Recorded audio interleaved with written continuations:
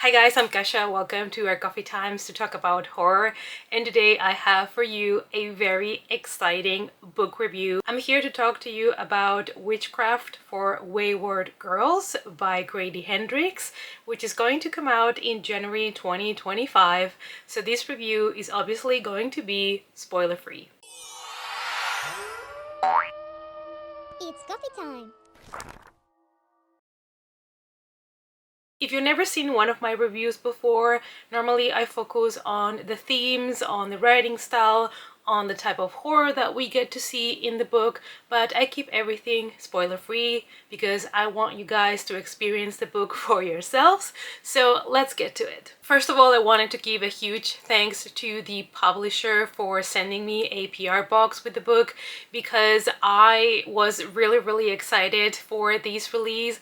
I actually had the book pre-ordered and I still have my pre-order, of course, running on Waterstones, and the fact that I was able to read these early and review it has been a blessing. Grady Hendrix is a very unique writer, and it's not just because he has a very particular, weird, quirky way of writing his books. It's also because every single one of his books has been so different from each other. He is a true horror lover and he knows all the subgenres as well as all the horror tropes really well.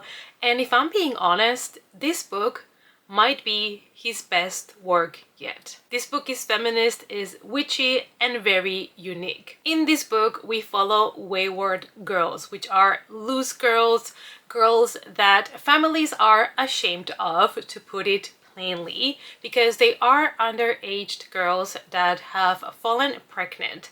And we are in the 70s. The book is set in the 70s, so for the families it is important to get rid of the problem. And it is quite intense because this is based on reality. This did happen back in the day. Girls were sent to homes, to institutions where they would deliver the baby and they would come home empty-handed and the babies would be given up for adoption. So this is not fiction, this is something that actually happened. Our main character is Fern. She is 15 years old and she has been sent to one of these homes because she is heavily pregnant. Everything the girls eat, everything the girls do is monitored. They have to talk to the nurse, to the doctor. They even make them help with cleaning and chores. These girls are lost. They don't know what to do. And at some point in the book, they realize that they might be able to do something about it if they use a certain power. But this power comes with a price. Next, we're gonna talk about the characters, and I'm only gonna speak about a couple of characters. There are many in the book and a lot of them are really interesting, and I feel like a lot of them is better that you get to know them yourself. So I'm only going to speak about the main ones that are talked about in the very beginning of the book. Fern is our main character. She is 15 and we get to know her in the drive to the home. Her father is driving her to this home. She knows deep inside where she's going and she's a little bit afraid. She's a very relatable main character, even though obviously the majority of us have not had a similar experience, or at least I hope not. And part of it is because the author gives her a lot of inner monologue and we really get to know her deepest thoughts and worries, and it makes you connect with her at a different level. You get to know a little bit about her family, about her worries, about her hopes and dreams, and she's one of the girls that is determined to fight to help the girls no matter the cost. Then we have Rose. She is 17, so she is one of the oldest girls in this home, and she's more of a rebel, more of a hippie, and she still has the hope that she's gonna be able to keep her baby and escape. So she has this very much rebel mentality to go against any institution. Then we have Xenia. Xenia is kind of like the realistic. She's the realistic character that is always telling the other girls things as they are, and she's the one always warning them about the dangers of using certain powers. She is also delulu a little bit because she believes when she leaves the clinic she's gonna marry the baby's father, so she is like a very positive but also very realistic character. Then we have Holly, which broke my heart because she's one of the youngest ones. She is only 14 and she's so terrified that for the majority of the time she doesn't speak to the other girls. She's very shy, and I absolutely fell in love with Holly's story. When it comes to the adults, honestly, the majority of the adults in this book were not nice people. And one of the main characters is obviously Miss Wellwood. She is the owner of the home and she inherited this place from her father. For her, it is very important to keep the tradition and to maintain a good reputation. Obviously, this home for the girls is her livelihood and her reputation is very important. So she always makes sure that the girls follow the rules and everything goes according to plan. As a character, she feels like she has no empathy at all, but on the other hand, I feel like if you work in such an institution and you have to do the things that she does, you kind of have to be a little bit desensitized in order to be able to do your job. It is one of those situations where you don't know if the character maybe lost all empathy because of the work that she has been doing for years. Now let's discuss a couple of the themes that you're going to find in this book. You're obviously going to have unwanted underage pregnancies. So this is a big topic in the book, obviously, because the main focus is this home for wayward girls. And you need to realize these girls are being sent there. They are alone. They are scared because they are heavily pregnant. They have no support from their families. They don't know what's going to happen to them. Nobody has explained them anything about birthing or whatsoever. And they are forced to clean. They are kept on a diet.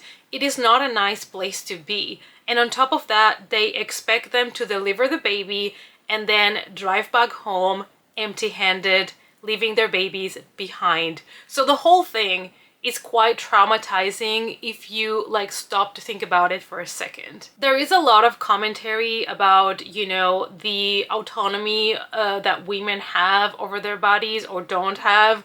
A lot of talk about who is responsible when somebody falls pregnant, especially an underage girl.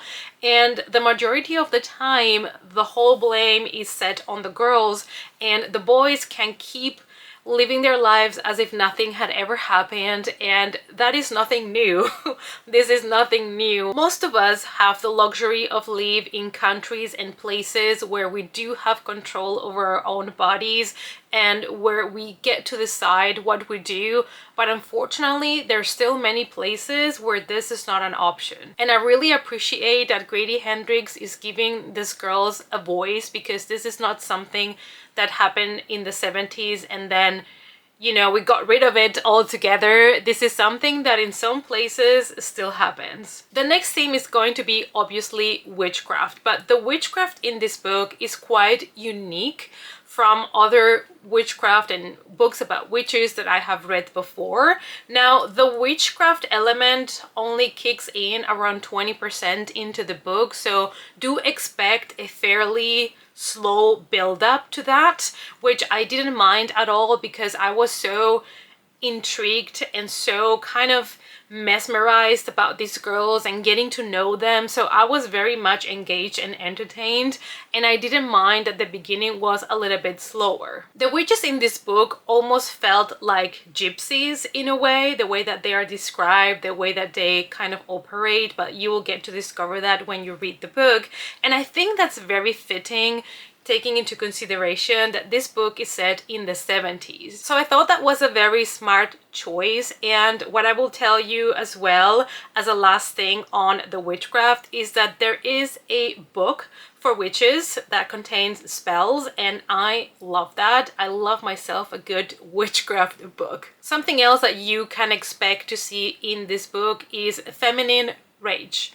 Obviously, we are here in the 70s where women didn't have as much control over their lives or their bodies as we do nowadays. Again, not everywhere, so I consider myself very lucky that I have control over my body and my decisions. But this book talks about the patriarchy and how these girls didn't have a voice, didn't have a choice, and everybody thought it was normal, and how men were so disgusting in this book because they thought that they could do whatever they wanted without any consequences, and expect to be enraged yourself as well. We're talking about a time where falling pregnant when you were underage and unwed was such a crime that they would almost have burned you at the stake. Like a witch, pun intended. Obviously. I mean, probably not literally, but society would definitely treat you differently, would think that you were worthless, that you were spoiled, and it's just horrifying to think that, because all of these, all the blame and all the victim blaming, it's all on the female. The guy, who was also necessary, may I remind you, to create life, they just don't get blamed, they just can move on, and they are not considered responsible. And that shame and that lack of control can definitely drive someone insane. Not just insane, but also desperate, and sometimes that's when we make decisions without thinking about the consequences. When it comes to the writing style of this book, I was very impressed because this book, for lack of better words, felt very mature. It was so different from the other Grady Hendrix books that I have read before, and I have read almost all of his published works. It read like a historical coming-of-age story with some horror and some drama in it, and it is, like I said, so different from his other books, even though he has written things that were also heavy topics like How to Sell a Haunted House, where we deal with family grief and siblings that are grieving. That one still had a lot of humor in it. In this case, there's not much humor in the book, let me tell you that. This book shows you the struggle that is being a young female in this particular world, but also shows you that you can have so much power if you know where to get it from. And also if you're willing to pay the price. And the way that this book was written was extremely engaging. It is a chunky book. It is a book that is a little bit long, and some people might think, you know, it didn't need to be that long, but honestly, that didn't bother me at all because I was so on board with these girls, with their struggles, with their stories, with everything that was happening in this home, that I didn't think that this book was too long. Now there comes the question, should a man be writing about female experiences? Well, why not? I don't think that authors should be limited to write only about the things that they personally know. Of course, it is important to take a look at how stories are being told, obviously, and things need to be done in a respectful way. And I am really grateful that Grady Hendrix wrote this book because it has provided a voice to a lot of girls that have went through it or are still going through it. And I think that's also part of why he decided to eliminate all of that humor that is very characteristic for his books, because this is such a heavy topic. We are talking here about underaged pregnant girls, some of them even 14 years old. So I think the humor might have been at times a little bit tasteless. And I understand why he decided to make this one a lot more serious and tell the story the way that he did. And I cannot wait for men to pick up this book and have to read about heavily pregnant women and birthing experiences. One of the things that I really love about Grady Hendrix is that no matter what you think about the book itself, you're always gonna get a complete different experience and you're gonna get something fresh. He knows really well how to take subgenres of horror and give it a spin. And his books are weird, but I just love that I never know what I'm gonna get. Now let's talk about the horror that you can expect from this book. As the title implies, we are talking here about witchcraft and witches, so there is that magical witches element to the book. However, The real horror in the book is the one that comes from real life, from real people that are evil to the core. And that is the worst type of horror, when life itself becomes a nightmare and the worst things happen when we are awake. Now, please be aware that this book does have scenes of women giving birth, and they are depicted to the detail, and they are bloody and they are messy as birthing is in real life, so keep that in mind. If you are sensitive to anything pregnancy related or delivery of babies, anything like that, this book is not for you. And even though this book has some creepy scenes, some creepy moments, we have some magic and witches, the real horror is really how these girls are being treated and everything that they have to go through. There is no scary puppets, there is no vampire neighbors, and there is definitely not possessed besties. Grady Hendrix, I don't think, needs much of an introduction, but he is an American writer, he is a journalist, he is a screenplay writer, he does a little bit of everything really. His career really took off after he published Horror Store in 2014. Even though I think most people probably were introduced to Grady Hendrix through his book My Best Friend's Exorcism, that was later on turned into a film. He also worked in the library of American Society of Physical Research before he became a full-time writer. Now, his published works include Satan Loves You, and I love the cover of this book, but I'm really sad because it is out of print and I have not been able to find a copy of it. If anybody knows where to get one, and where to get one specifically where I don't have to pay $2,000, I would appreciate it.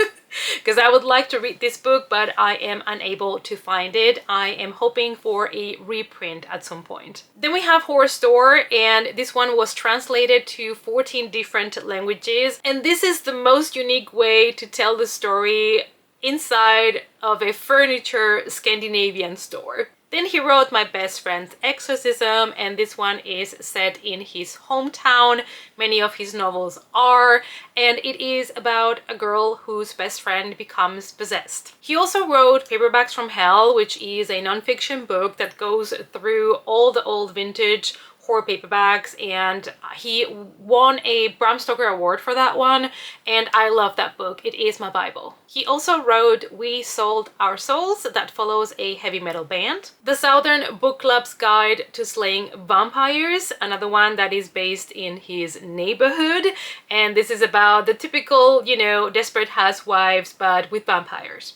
Then we got the Final Girl Support Group, which was an ode to slashers, and I really enjoyed this one because I particularly love slashers. He also wrote How to Sell a Haunted House, again based on his neighborhood, and this follows two siblings that lose their parents, so it kind of talks about grief but adds a lot of horror and weird elements. And obviously we have Witchcraft for Wayward Girls that is going to be published in January 2025. The book is a slow burn, thought-provoking, that takes the theme of witchcraft and gives it a fresh spin. It has supernatural elements, it's witchy, it has feminine empowerment, so there's a lot of good things in this book. Women are treated horribly wrong in this book, and that kind of reflects on what happens when men are so scared of women that they are trying to put them down, and if they rebel against them, they will consider them witches and burn them. Or in other cases, they get them committed to an asylum. But this is a very good kind of interpretation of men blaming women and punishing them. But instead of witches, we have underage pregnant women. I can see why this book might enrage some people because of the way that the girls are treated and the way that some things go in the book. But I think that's actually the point. You're supposed to be mad because the things that are being done to these girls are not nice, so you're supposed to be angry and hate certain characters, and I think he really achieved that because I was definitely mad. For me, this has been my favorite Grady Hendrix book so far. I have read all of his books except We Sold Our Souls and the one that it's now currently out of print, but I have read all his other works, and this is definitely my favorite. This is the first time that I have given a Grady Hendrix book 5 stars, which I did not expect. And this book definitely caught me off guard so much that at the end of the book, I almost cried.